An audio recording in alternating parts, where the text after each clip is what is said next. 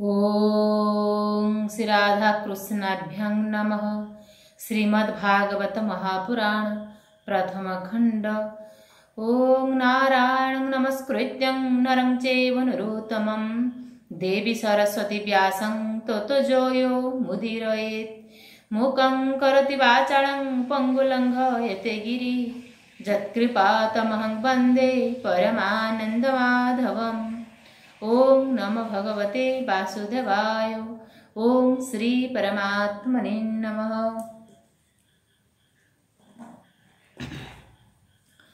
अथ तृतीय अध्याय भक्ति के कष्ट की निवृत्ति।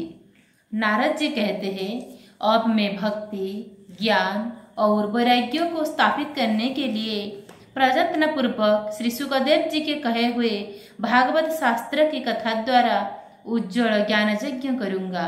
यह यज्ञ मुझे कहाँ करना चाहिए, आप इसके लिए कोई स्थान बता दीजिए।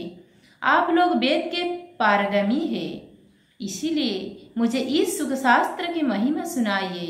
यह भी बताइए कि श्रीमद् भागवत की कथा कितनों दिनों में सुनानी चाहिए और उसके सुनने की विधि क्या है।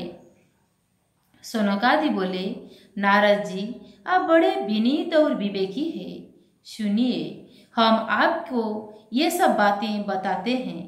हरिद्वार के पास आनंद नाम का एक घाट है। वहाँ अनेकों ऋषि रहते हैं तथा देवता और सिद्ध लोग भी उसका सेवन करते रहते हैं। भांति भांति के वृक्ष और लताओं के कारण वह बड़ा सा घन है और वहाँ बड़ी कमल नवीन बालू बिछी हुई है। वह घाट बड़ा ही सुरम्य और एकांत प्रदेश में है। वहाँ हर समय सुनहरे कमल की सुगंध आया करती है। उसके आसपास रहने वाले सिंह, हाथी आदि परस्पर विरोधी जीवों के चित्त में भी वैरभाव नहीं है। वहाँ आप बिना किसी विशेष प्रयत्न के ज्ञान यज्ञ आरंभ कर दीजिए।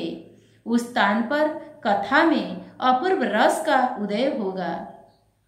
भक्ति भी अपनी आंखों के ही सामने निर्बल और जराजीर्ण अवस्था में पड़े हुए ज्ञान और वैराग्यों को साथ लेकर वहां आ जाएगी, क्योंकि जहां भी श्रीमद् भागवत की कथा होती है वहां ये भक्ति आदि अपने आप पहुंच जाते हैं। वहां कानों में कथा के शब्द पढ़ने से ये तीनों तरुण हो जाएंगे। सूत जी कहते हैं, इस प्रकार कहकर नारद जी के साथ सनकादि भी श्रीमद् भागवत कथामृत का पान करने के लिए वहां से तुरंत गंगा तट पर चले आए। जिस समय वे तट पर पहुंचे, भूलोक, देवलोक और ब्रह्मलोक भी सभी जगह इस कथा का हल्ला हो गया। जो जो भगवत कथा के रसिक विष्णु भक्त थे, वे सभी श्रीमद् भागवत मृत का पान करने के लिए सबसे आगे दौड़ दौड़ कर आने लगे।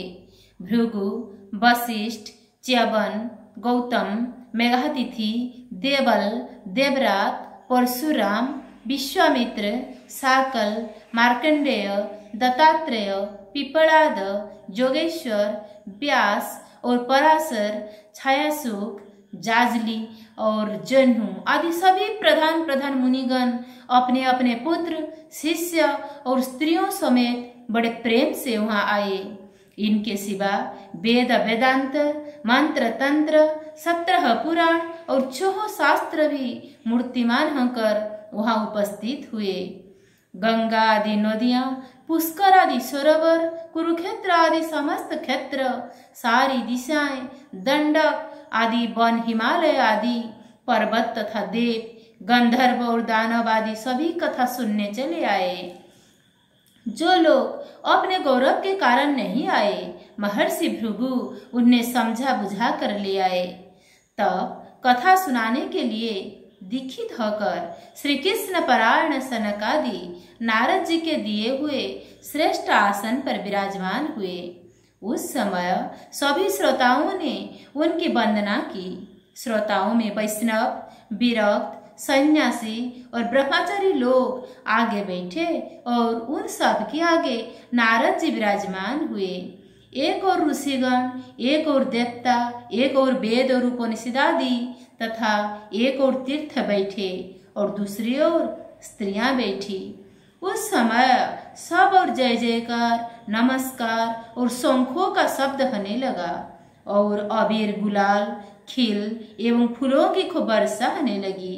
कोई कई देवश्रेष्ठ तो विमानों पर चढ़कर वहां बैठे हुए सब लोगों पर कल्पवृक्ष के पुष्पों की वर्षा करने लगे। ओम नमो भगवते वासुदेवाय। ओम श्री परमात्मने नमः। भीमस्यापि ऋणे भंगो मुनिरभिमति भ्रम यदि सुधंग वा मम दोष न विद्यते कायेन वाचा मनसीन्द्रियर्वा बुद्ध्यात्मना वा निःसृत स्वभावात् करोति यज्जत् सकलं करिष्यामि नारायणेति समर्पयेत्।